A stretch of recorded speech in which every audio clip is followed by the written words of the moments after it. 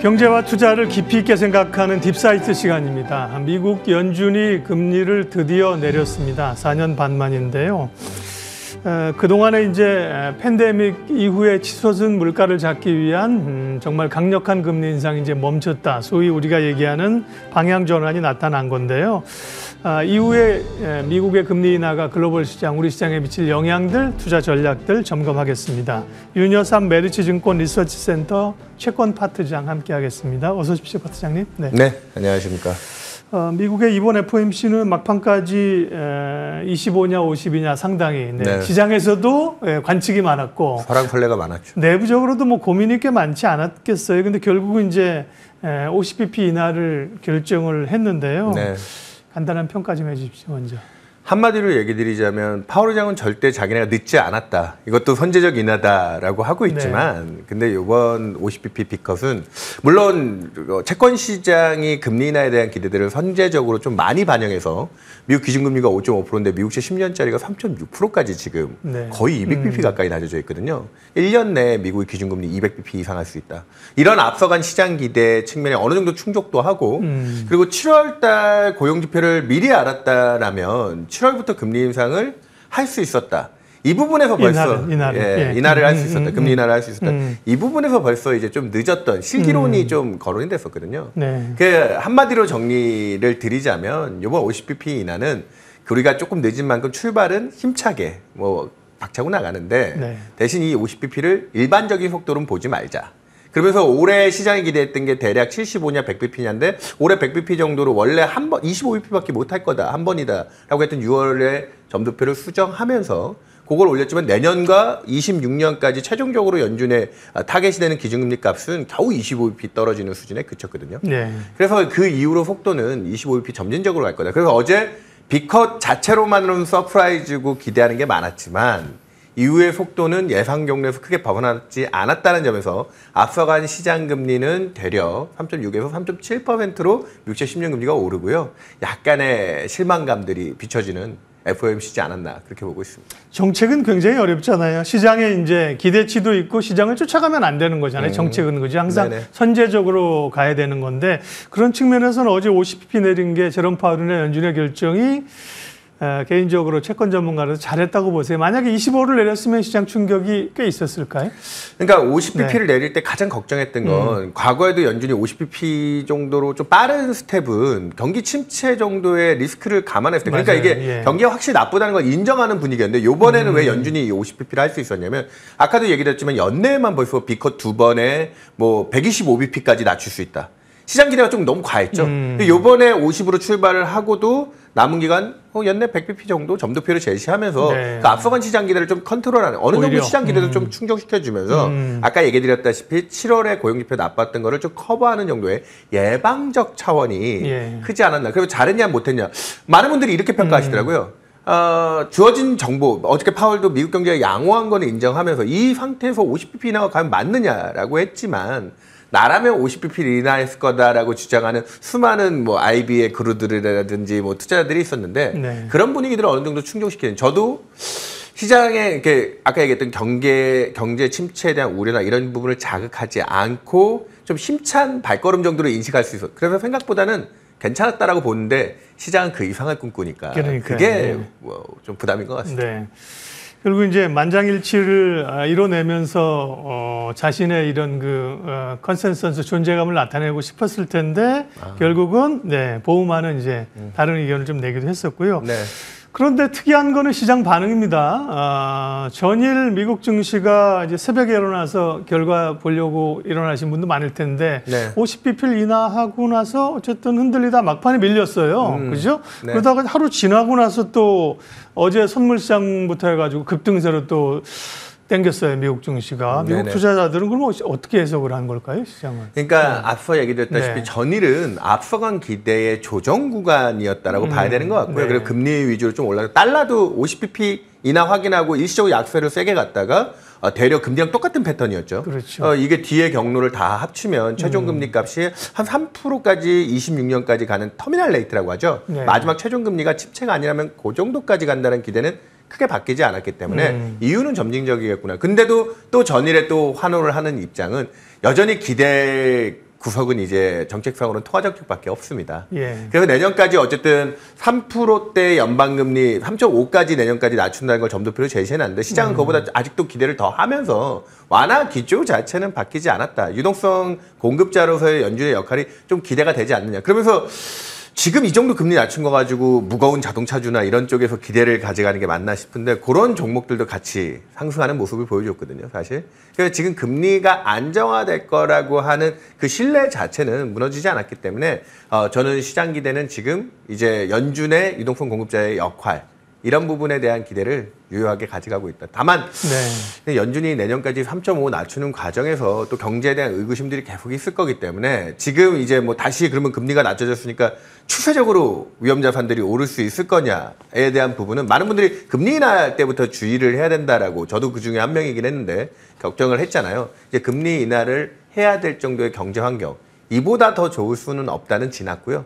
미국 경제가 둔화되는 방향성은 분명히 인정해야 된다. 그래서 이 유동성 공급에서 지수가 탄력적으로 오르는 거에 대해서는 어제 이제 S&P 500은 다시 신고가 수준에 왔다고는 하는데 아마 조금 당분간 내년까지 금리 낮추는 과정에서 이 아래 공포가 조금씩 보이면서 숨고르기 장세가 될 거라고 저는 보고 있습니다.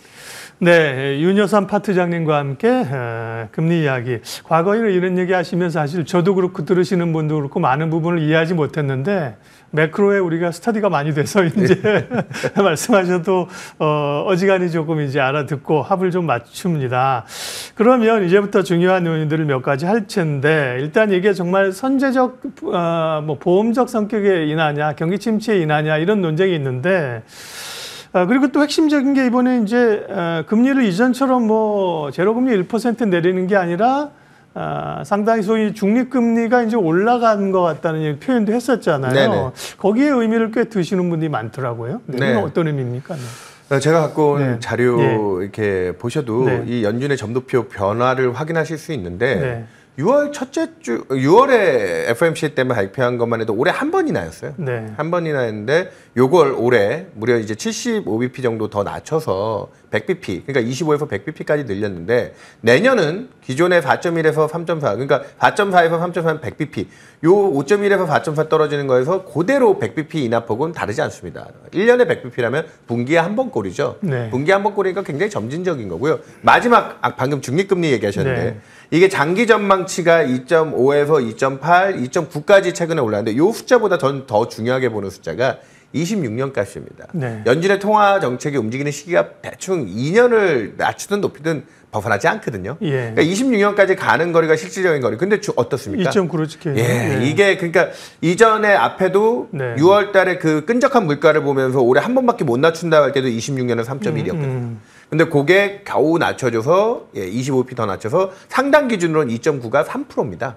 그러니까 3% 정도의 중립금리, 거기까지는 경기 침체가 오지 않는다고 하면 요까지는 낮춰줄 수 있다. 그래서 어제 미국 10년 금리가 뭐 앞으로 점진적인 속도 때문에 실망해서 오히려 3.6에서 3.7까지 올랐지만 큰 흐름은 26년까지 이 3% 초반의 중립금리까지 안정화되는 방향성. 저는 그렇기 때문에 주식시장 입장에서도 지금 당장 빅컷의 환호 여부보다는 내년까지 200bp를 낮춰줘야 3.5%거든요. 그래도 중립금리보다 높습니다. 이게 무슨 말이냐면 긴축 중립금리보다 위에 있는 실제 기준금리는 긴축적인 영역이라는 거예요. 그렇죠. 무려 200bp나 낮춰졌지만 3.5% 기준금리는 평균 우리가 적정한 경제활동을 하는 중립금리보다 높기 때문에 거기서부터 뭐 본격적인 레버리지 일으키고 차입해가지고 주식하고 부동산에 하면 성공할 거다. 최근에 미국의 부동산 관련주라든지 지방은행들 이런 데도 금리 인하가 시작됐다 주가가 오르는데 저는 최소한 3%대 기준금리 들어갈 때까지는 진짜가 아니라고 봅니다. 그런 측면에서 이 중립금리가 올라온 수준 그리고 내년까지 3.5까지 낮춰준다고 하는데 적어도 내년 상반기에 그러면은 4%를 깨고 내려가는 그 타이밍까지는 이 높은 금리에 대한 피로도와 함께 이 금융시장이 진짜 침체를 견딜 수 있느냐 없느냐 그걸 확인하는 과정이 있을 거다. 그래서 지금 시장이 낙관적으로 마냥 그렇게 행복하게 금리 낮췄다고 어제는 전날의 실망을 또 되돌리긴 했지만 완화 기준을 맞다고 하지만 계속 이 범피로드는 이어질 수밖에 없다. 그렇게 보고 있습니다. 그러니까요. 뭐 25가 아니라 50bp를 인하했고 시장은 환호하지만 금리 인하 속도나 고민들을 중립금리 수준이 올라간 걸 보면 그렇게 마냥 리스크온으로 가기에는 고민이 있다. 맞습니다. 그리고 뭐 일부 기업들의 경우는 오히려 조달 비용이 금리가 내려갔음에도 불구하고 이전에 뭐 기간 이런 걸로 해서 또 올라갈 수 있다, 그죠? 차익 비용이. 네. 거기서 중요한 포인트가 미국의 저신용 기업들이 ROE가 10%가 안 되거든요. 근데 미국의 지금 하이힐드라고 하는 WB 이하의 저신용 기업들이 차입하는 금리는 7% 후반 8%대입니다. 불과 2년 전만 해도 5% 이내에서 조달했던 건데 고정금리였기 때문에 지금 금리 인상기에 오히려 저리에 빌려놓은 것들이 이자 부담이 없어서 지금까지 기업들이 절대적인 이자 충격이 크지 않았거든요. 근데 내년부터 근데 그 하이힐드 채권 만기 도래기 팬데믹 이전에 한 3배, 4배 속도로 돌아와요. 그럼 그 채권들은 고급, 지금 뭐 5% 이내에서 조달했던 걸 7%, 8%대 조달해야 되는데 그래서 지금 금리를 낮춰주면서 그 충격들을 흡수하는 과정이 필요한 거고 그 과정에서 방금 지적하셨다시피 전반적으로 높아진 금리가 피로도는 지금부터 확인해야 된다. 그러니까 기업들에게 영향이 갈 수 있다는 얘기가 있습니다. 그러면 또 사실은 더 중요한 게 이게 선제적 금리 인하냐 경기 침체에 따른 이 얘기를 많이 했어요. 과거에도 선제적으로 인하면 괜찮고 침체를 보고 나서 인하하면 늦었다 이런 건데 어제 주가 오른 것은 선제적 반응으로 보는데 이걸 알 수 있습니까? 경기 침체가 아닌데 사실 지나고 봐야 하는 거 아니에요?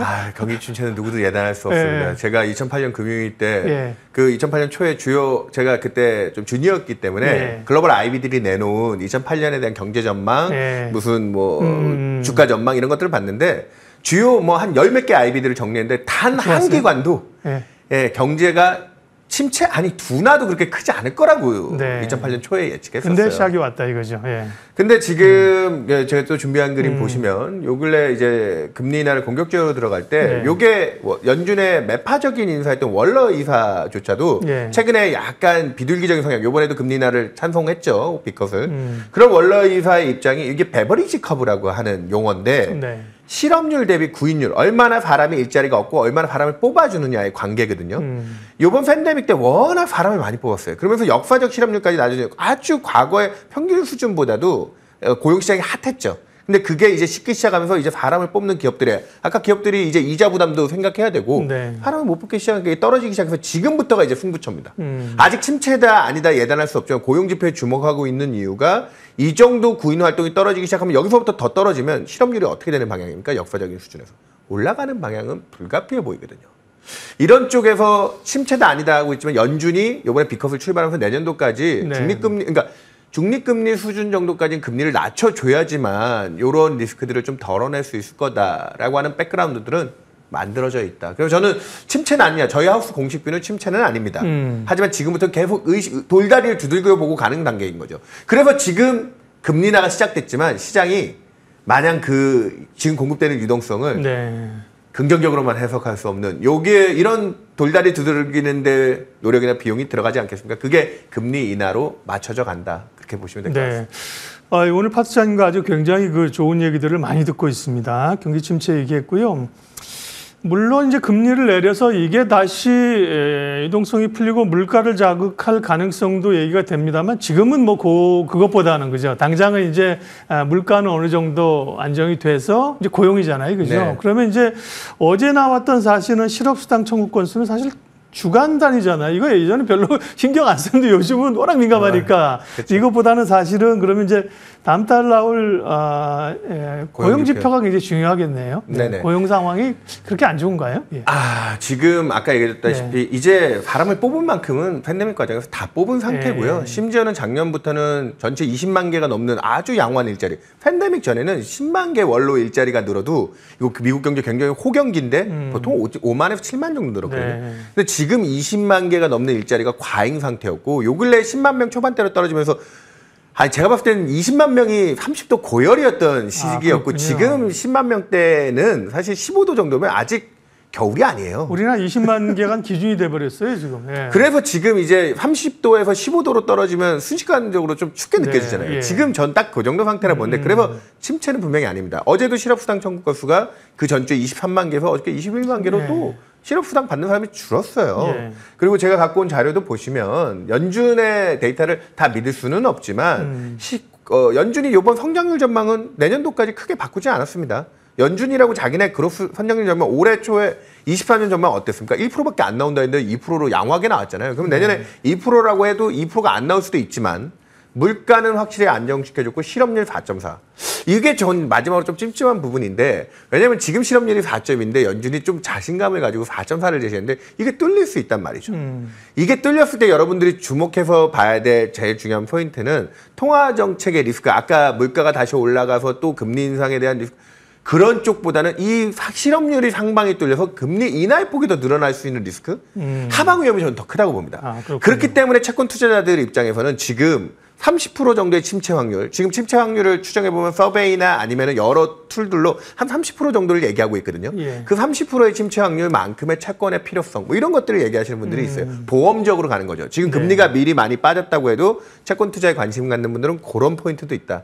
이런 쪽에서 저는 다음 달의 고용지표는 저는 생각보다 실업률 지금 정도 수준에서는 더 급하게 올라가지는 않고 기관 조정하는 과정이 있을 건데 왜냐하면 방금 얘기하셨다시피 주간 데이터들도 그렇게 심각하게 왜곡되지 않고 있습니다. 네네. 그래서 저희는 10월 때 확인된 9월 고용지표는 한 10만 명대 일자리 증가와 4%대 4.2% 실업률이 그렇게 많이 오르지는 않을 거다 얘기 드리겠습니다. 미국의 지표는 우리가 굉장히 뭐 앨런 사태까지 안 가더라도 사실은 굉장히 정확한 줄 아는데 그것도 아니에요. 보면 고용 지표 그 전에 이제 왜곡됐다고 저한테 개인적으로 얘기하신 분이 많았는데, 네. 아이 근데 그렇게 써있는데 지나고 보니까 연간 자료 보니까 지난번에 엄청 다운돼 가지고요. 80만 개 넘는 일자리가 줄었는데 그러니까요. 그걸 또 조금만 돌려 얘기하면 그게 이민자들이 포함이 안 돼요. 예. 왜냐하면 이민자들은 월급 납세 명세로 거기에 들어가는데 그러니까 그게 지금 미국 고용 지표가 굉장히 혼돈의 그러니까요. 지표입니다. 예. 그러니까 분명히 좀 과대평가되어 있는 건 있지만 그렇게까지 예. 부정적으로 볼 정도는 아니다.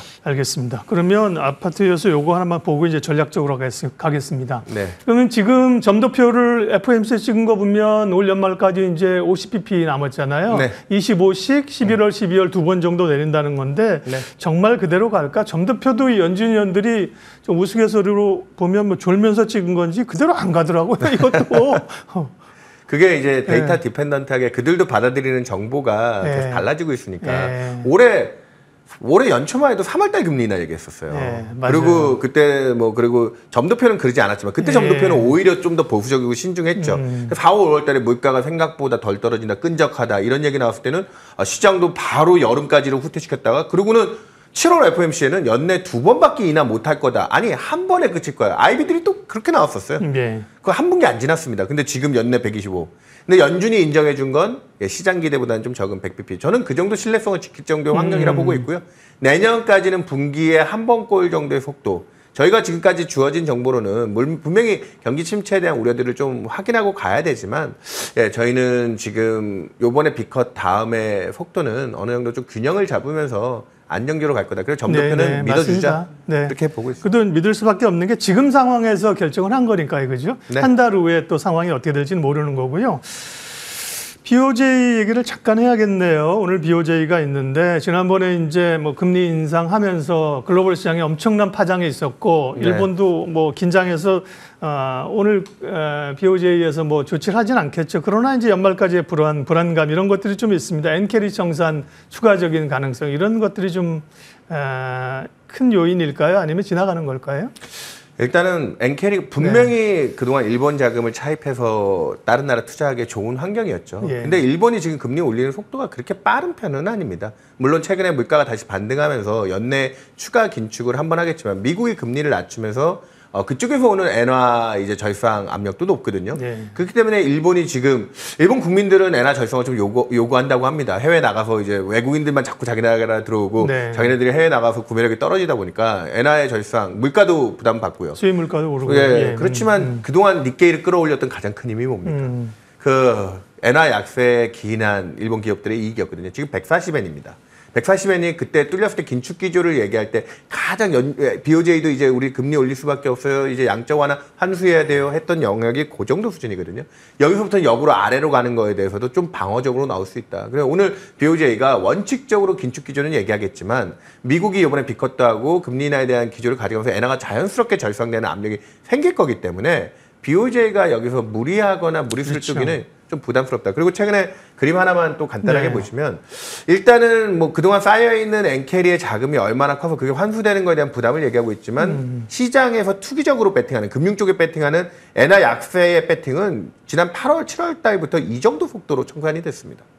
그러니까 이전에 20년 초반에 엔화가 강세일 때 구간에서 그때보다 지금 엔달러 환율이 아직도 높긴 하지만 요 정도 속도라고 하면 지금부터는 엔화 속도 조절이 저는 좀 어느 정도 흐름을 좀 진정되고 가고 BOJ도 지금 뭐 8월 달에도 BOJ 부총재가 나와서 진화를 좀 했죠. 예, 안정성 발언을 했잖아요. 원칙은 정해져 있고 내년까지 일본의 기준금리가 뭐 1%로 갈 수 있다 얘기하고 있지만 그쪽도 모든 건 데이터 디펜던트입니다. 140엔 이하로 갔을 때 일본 금융 시장이 받는 스트레스를 확인해야 되기 때문에 저는 오늘 나올 BOJ 회의에서는 뭐 큰 이변은 일으키지 않을 거고 7월 달과 같은 다 향후 추가 긴축의 가능성 정도만 열어주면서 140엔을 지키게 하는 그 정도 회의를 얘기할 거다.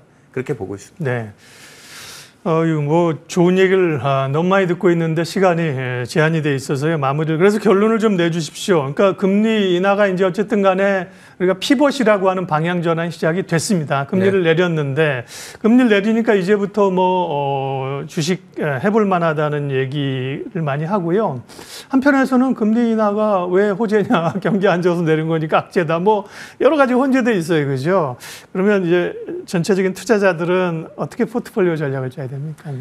아주 간단하게 아까 얘기 드렸지만 지금은 의심의 시간입니다. 금리를 낮추지만 과도한 긴축에 따른 부작용들을 고민하고 있기 때문에 앞서 얘기했지만 적어도 중립금리 정도 수준까지 금리가 낮춰줘야 아까 얘기했던 부동산 시장 활성화라든지 뭐 지금 위축됐던 그 기업들의 차입 문제라든지 이런 것들이 좀 해소가 될 거라 보거든요.